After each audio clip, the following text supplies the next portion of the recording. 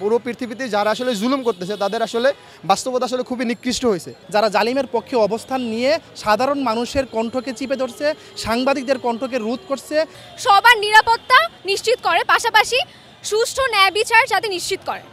সরকার পতনের মূলে ছিল শিক্ষার্থীদের একাগ্রতা, তাদের নৈতিক স্পৃহা ব্যতীত এই স্বাধীনতা ছিল অকল্পনীয়।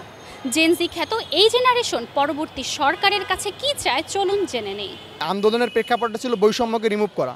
তাহলে এইখানে আমরা দেখতেছি বিগত যতগুলো সরকার আসছে তাহলে দেখতে পাচ্ছিলাম যে আসলে এইখানে যারা রুলিং ক্লাসে থাকে তারা আসলে কোনো না কোনোভাবে আসলে কি আলাদা একটা এক্সট্রা বেনিফিট পায়। তারাই আসলে কি হাজার হাজার কোটি টাকার মালিক হয়। যেমন এই সালমান এফ রহমান নিয়ে কথা হচ্ছে যে সে 36,000 কোটি টাকা এক ব্যাংক থেকে নিয়ে নিছে।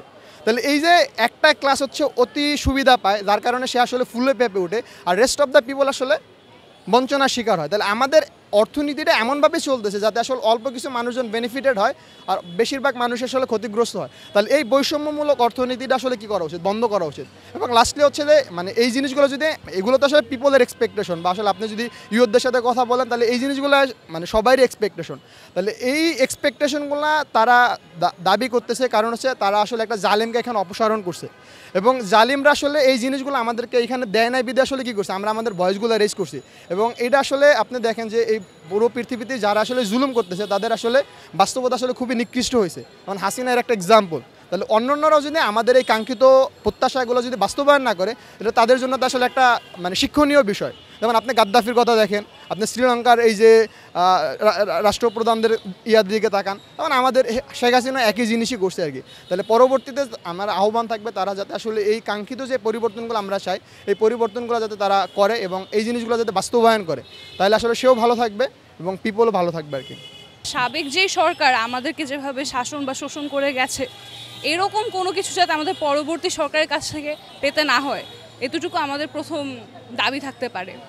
এরপর আমাদের যত অন্যায়ের বিরুদ্ধে আমাদের যেই সংগ্রাম ছিল সেইটা হচ্ছে যাতে এখন বাস্তবায়িত হয়, সেজন্য যাতে নতুন সরকার আমাদের যত দাবি ছিল, যত অন্যায় বা শোষণ অবিচার ছিল, এগুলোর বিরুদ্ধে যাতে তারা এখন পদক্ষেপ নেয়, সেটা আমাদের আশা থাকবে। এছাড়া আগের পুরনো যেই জালিম আমাদেরকে অত্যাচার করে গেছে, এবং হাসিনা সহ হাসিনার যে মন্ত্রী এমপিরা এবং পুলিশ যারা হচ্ছে কি আমাদের আন্দোলনে হচ্ছে কি স্টুডেন্টদেরকে হত্যা করেছে, তাদের একটা সুষ্ঠু বিচার আমাদের চাই। আমরা যদি সেকুলার সিস্টেমটাকে অব্যাহত রাখি তাহলে এদের থেকে বেটার শাসক কিন্তু আমরা কখনোই প্রত্যাশা করতে পারি না।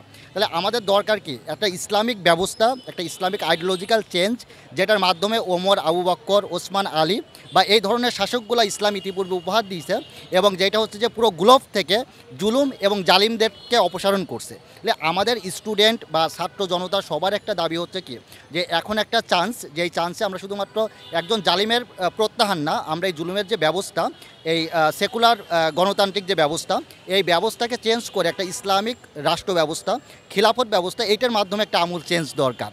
এবং এই চেঞ্জটাই হচ্ছে যে আমাদের সকল ধরনের বৈষম্য থেকে অব্যাহতি দিতে পারে।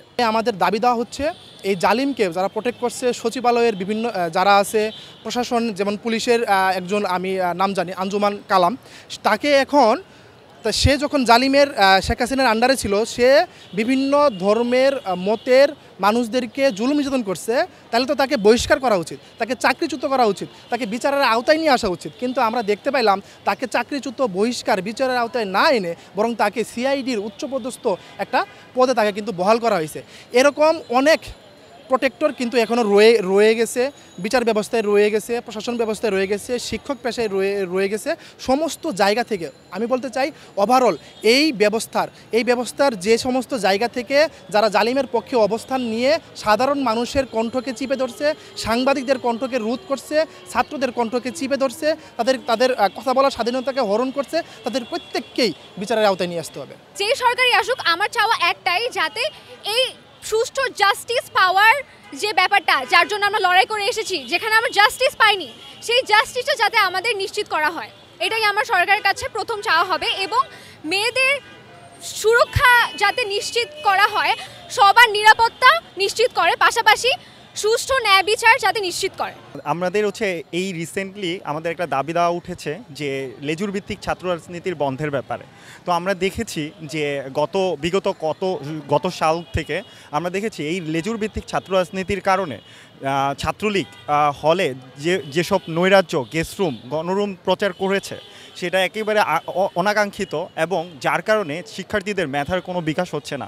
তো আমরা মূলত এই লেজুর ভিত্তিক ছাত্র রাজনীতি চাচ্ছি না, যার ফলে গবেষণার মান এবং অ্যাট দ্য সেম টাইম শুধু লেজুর ভিত্তিক ছাত্র রাজনীতি না, বরঞ্চ শিক্ষক যে রাজনীতি, লেজুর ভিত্তিক শিক্ষক রাজনীতি, সেটাও আমরা চাচ্ছি না। নতুন সরকারের কাছে আমাদের তরুণ প্রজন্মের চাওয়া হচ্ছে আমরা যেন একটা সুষ্ঠু নিরাপদ রাষ্ট্র পাই, আমরা যেটা আগে পাইনি। আমরা দেখেছি যে নির্বিচারে নিরীহ ছাত্রদের উপর অনেক অত্যাচার করা হয়েছে। যে আওয়ামী ফ্যাসিস্ট সরকার ছিল, তারা নির্বিচারে মানুষকে গুম করেছে, হত্যা করেছে এবং ছাত্রদেরকে সবসময় ডমিনেট করে রেখেছে। ছাত্রদের কথার কোনো মূল্যায়ন ছিল না। আমাদের বিষয়টা দেখা গিয়েছে আমাদের বাক স্বাধীনতা ছিল না। আমরা একটা স্বাধীন সুষ্ঠু রাষ্ট্র চাই, এবং নতুন সরকার যেন সেইভাবে সার্বিকভাবে সকল ছাত্রদের পক্ষ হয়ে কাজ করে, সাধারণ মানুষের পক্ষ হয়ে কাজ করে, এবং দেশবাসীর জন্য যেটা মঙ্গলজনক সেভাবে কাজ হয়, এবং রাষ্ট্রের প্রত্যেকটা সেক্টরে কোনো ধরনের দুর্নীতি না থাকে, এবং যে কোনো ক্ষমতাসীন দল সামনে যদি আসে তারাও যেন আওয়ামী স্বৈরাচারী ফ্যাসিস্ট সরকারের মতো কোনো অন্যায় অবিচার করতে না পারে। সব কিছুই যেন একটা নিয়মতান্ত্রিক প্রক্রিয়ায় হয়। আমি আমার দেখার পর, জন্ম হওয়ার পর থেকে আমি দেখতেছি যে মহিলা মানুষের নেতৃত্ব দিচ্ছে আর কি। খালেদা জিয়া, শেখ হাসিনা তাদের নেতৃত্ব দেখেছি, তো আমি পুরুষ মানুষ দেখিনি। তো এই হিসাবে আমি চাচ্ছি যে একজন পুরুষ মানুষ নেতৃত্ব দিক আর কি, দেশটাকে চালাক আর কি। তো এটাই আমাদের চাহিদা ছাত্রদের। আমার নতুন সরকারের কাছে এটাই দাবি যে আমরা সবাই ভালোভাবে চলাফেরা করতে পারি, সব যেন সুষ্ঠু স্বাভাবিকভাবে সবাই যাতে সেফ থাকি, সুষ্ঠু স্বাভাবিকভাবে জীবনযাপন করতে পারি। আগামী সরকারের কাছে তরুণ প্রজন্মের প্রত্যাশা হলো একটি সাম্যের বাংলাদেশ, যে বাংলাদেশে থাকবে না কোনো নৈরাজ্য এবং অরাজকতা। বাংলাদেশটি হবে সবার, বাক স্বাধীনতা থাকবে মানুষের, এবং থাকবে ন্যায় বিচার, থাকবে সার্বভৌমত্ব এবং সকল ধরনের স্বাধীন চেতা, সাম্যের চেতনা। আমি ছিলাম এতক্ষণ আপনাদের সাথে মাজরুমা আফরোজ নীলিমা, নিউজ নাও 24, ঢাকা বিশ্ববিদ্যালয়, ঢাকা।